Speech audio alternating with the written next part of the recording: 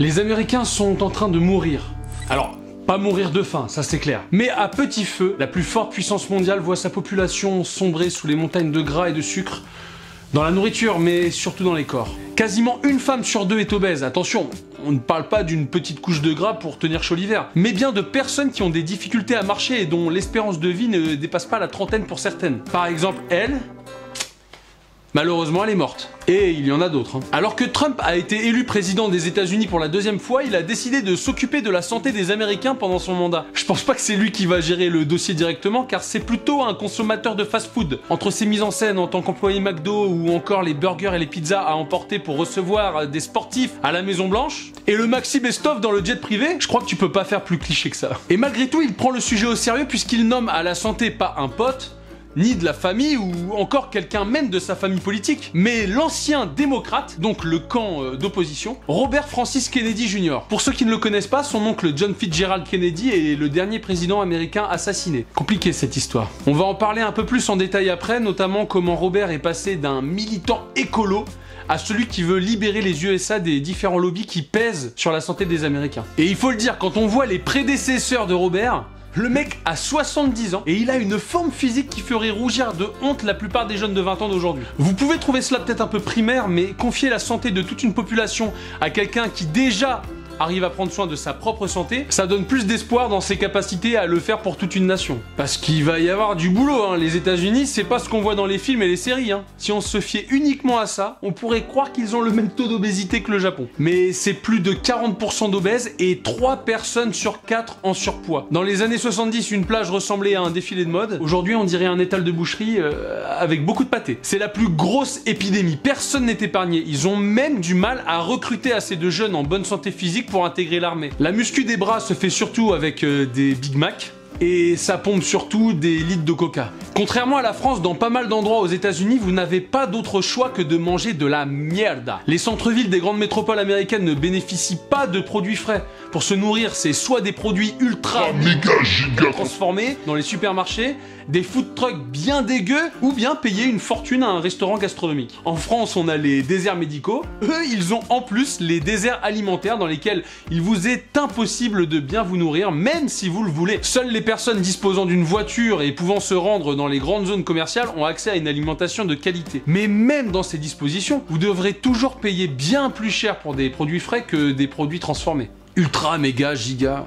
Donc l'effort à fournir entre le coût financier, les connaissances en nutrition, en cuisine pour bien se nourrir, tout ceci fait qu'on a un vrai parcours du combattant pour garder une santé même juste correcte. Les précédents gouvernements ont essayé de mettre en place certaines mesures comme Michelle Obama avec son programme Let's Move pour lutter contre l'obésité infantile, mais il n'y a eu aucun résultat. Le but était d'inciter les enfants à bouger, faire du sport, mais c'est pas si simple face à un tel déséquilibre. Tu élimines pas des gâteaux et du coca à manger toute la journée avec 5 ou 10 minutes de sport. Les calculs sont pas bons, Kevin. Non, les calculs sont pas bons. C'est pourquoi si les États-Unis veulent se relever de la vraie catastrophe sanitaire du siècle, ils vont devoir y mettre les bonnes personnes et elles auront beaucoup de boulot. Et donc on va parler de l'homme de la situation, Robert Kennedy Jr., qui aurait selon beaucoup le plus grand pouvoir de redonner un peu de santé aux Américains. Bien qu'il soit très connu là-bas, il est très probable que la plupart d'entre vous n'en aient jamais entendu parler, alors qu'il était aussi candidat aux dernières élections présidentielles, et qu'il est tout de même le neveu du dernier président américain assassiné. Petit détail.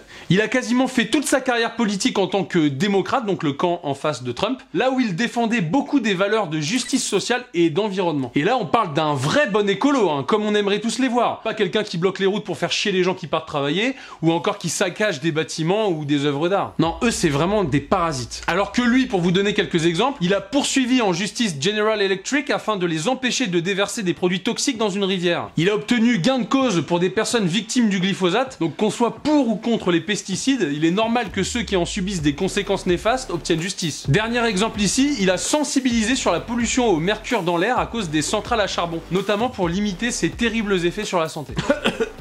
Et finalement, Robert a décidé de quitter le Parti démocrate suite à de profonds désaccords dans la gestion du Covid. Il a aussi expliqué par la suite que le Parti démocrate, qui représente selon lui la tolérance et la justice, avait atteint un tel niveau de pouvoir qu'il était corrompu à tous les étages. Donc finalement, aujourd'hui, s'il décide de s'allier à Trump, c'est pas parce qu'il épouse toutes ses valeurs. D'ailleurs, il y a plein de gens qui ont voté pour Trump à contre-cœur, mais pour le soutenir lui.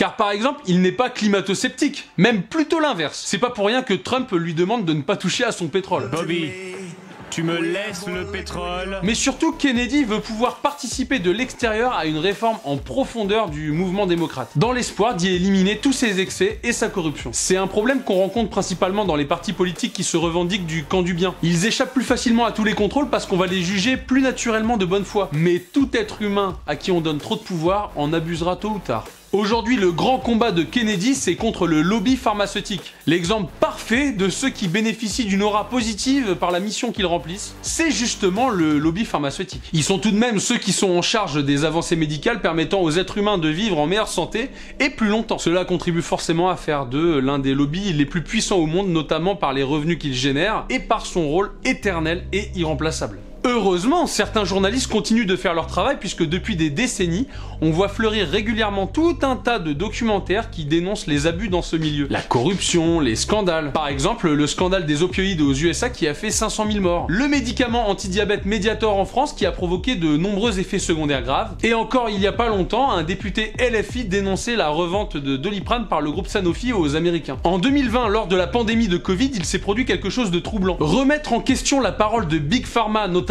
des fabricants de vaccins, vous étiquetez aussitôt comme complotiste. Tous ces journalistes qui en temps normal dénoncent les dérives, d'un seul coup, plus rien. Ils ont tous adopté le discours officiel sans broncher, en nous expliquant l'importance des vaccins et la dangerosité de toute remise en cause de leur efficacité, alors que le recul sur ces produits était encore inexistant. Alors qu'à l'heure d'aujourd'hui, dans certains pays comme en Allemagne ou en Angleterre, certains journaux se sont même excusés auprès du public pour les avoir induits en erreur. Et il y a les intermittents du spectacle, mais aussi les militants intermittents, qui ne sont pas très courageux. Je pense notamment à la chaîne YouTube Amis des lobbies, qui n'hésite pas à traiter des sujets bateaux comme la chasse, les pesticides ou encore la viande, mais rien sur le lobby pharmaceutique. Un peu dommage pour une chaîne YouTube qui s'appelle Amis des lobbies et qui est censée tout dénoncer. En toute sincérité, j'ai l'impression que tous ces gens qui se prétendent vertueux en suivant les tendances woke, écolo ou encore vegan, finalement, quand les médias donnent des instructions de manière un peu arbitraire et autoritaire, sur le ton de la culpabilité, ce sont souvent les premiers à obéir. Et chocotte. Maintenant qu'on a vu l'influence que peut avoir le lobby pharmaceutique sur les médias, il faut aussi se rendre compte des liens qu'il peut y avoir avec les gouvernements. En France, on a la particularité d'être le système de santé le plus remboursé au monde. Donc ce n'est pas nous qui décidons comment on va se soigner, mais le gouvernement, puisque c'est lui qui paye. Alors, avec nos sous, hein. Mais tout de même. Aux États-Unis, c'est encore un autre problème. On a pu observer à maintes reprises que ceux qui gèrent la santé publique au gouvernement ont des liens étroits avec les grandes entreprises pharmaceutiques. Donc là, clairement, c'est la même personne qui propose et qui dispose. Petite simulation d'une négociation entre un membre du gouvernement et un lobbyiste pharmaceutique. Bonjour, je viens vous vendre un médicament. Très bien, vous voulez combien ? 25 milliards ? Allez, on arrondit à 30. Mais si vous pouviez me planifier quelques petites vacances avec ma femme, ça m'arrangerait bien. Allez, vendu!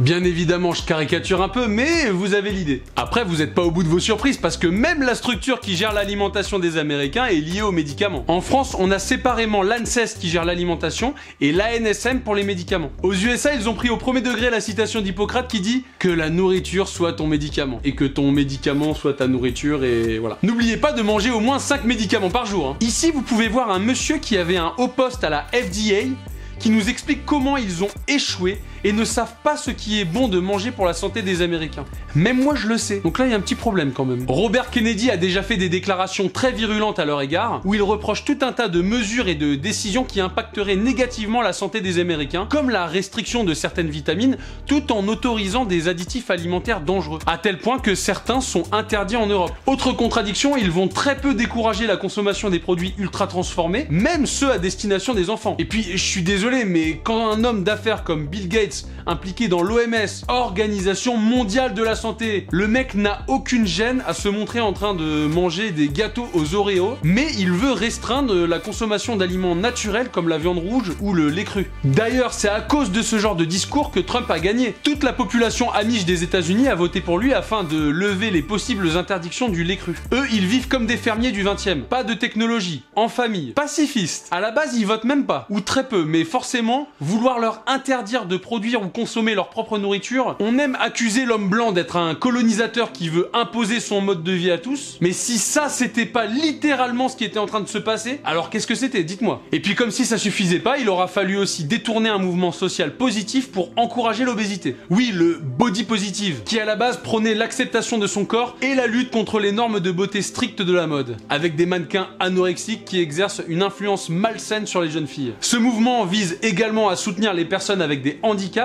les aidant à mieux vivre leurs différences. Mais au fil du temps, le body positive a évolué pour inclure et parfois encourager tous les corps, même ceux qui représentent un risque considérable pour la santé. Et malgré lui, Robert Kennedy est l'une des figures les plus inspirantes de ce mouvement car, en effet, il a été touché par une maladie qui a déformé sa voix, une perte immense pour un politicien dont la carrière repose sur la prise de parole en public. C'est un peu comme un boxeur qui perdrait ses mains. Pourtant, il ne s'est pas laissé abattre, hein. Il a continué à exercer son influence, et il reste aujourd'hui une figure forte, illustrant parfaitement comment on peut transformer une limitation en force. C'est peut-être ça qui a contribué à lui faire comprendre l'importance de la santé pour le bien-être personnel et d'une nation. Le chantier à mettre en place est immense, seul l'avenir nous le dira si des changements auront lieu, mais il est clair qu'ils ne peuvent plus continuer de laisser se dégrader la santé des plus vulnérables. Thank you, Donald Trump, for being president.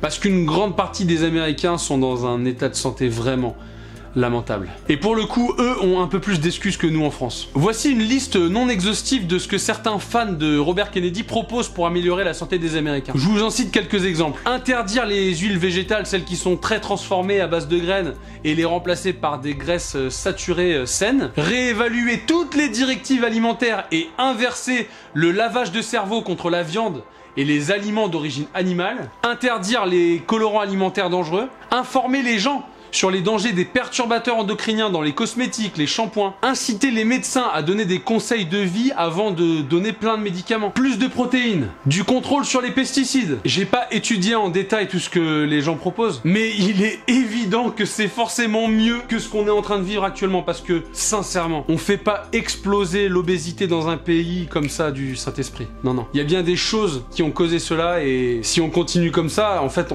on va tous être dans un état de santé déplorable et la vie deviendra extrêmement morose. Je veux bien qu'il y ait des intérêts un peu mercantiles, de pouvoir, mais là on est en train d'atteindre un tel niveau de dégénérescence que c'est terrible en fait. C'est horrible ce qu'on est en train de faire à l'humanité. Peu importe le projet qu'il y a derrière. Si c'est ça la meilleure manière de driver les choses, c'est que vraiment on est dirigé par des grosses merdes. Sincèrement, je le dis. Hein. Si c'est ça la capacité à innover, de détruire la santé des gens pour avoir une mesure sur différents facteurs sociétaux, on a atteint vraiment les sommets de la dégénérescence. N'hésitez pas vous aussi à donner votre avis sur l'état de santé des Américains, si on doit s'inquiéter en France, et selon vous ce qu'il faudrait faire pour que les choses s'améliorent assez vite. Allez, ciao. C'est Petit Nounours qui vous dit au revoir. Et vous, l'homme ou l'ours? Ciao ciao.